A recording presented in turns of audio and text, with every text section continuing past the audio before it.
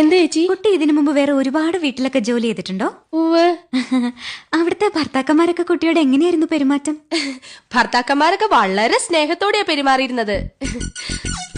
പക്ഷേ ഭാര്യമാരൊക്കെ ഒരു വകയായിരുന്നേ. അല്ല, കുട്ടി എന്തിനാ സാരി ധരിച്ചിരിക്കുന്നേ? അയ്യോ, എന്താ? സാരിയേക്കാൾ ഐശ്വര്യം ചുരിദാറാ. ശരീരം മുഴുവൻ കവർ ചെയ്യുന്നതുകൊണ്ട് പറയല്ലോ, അതൊരു ഐശ്വര്യ. അപ്പോ ചേച്ചിക്ക് വേണ്ടേ ഈ ഐശ്വര്യം?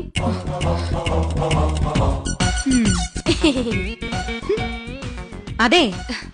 എന്താ ചേച്ചി?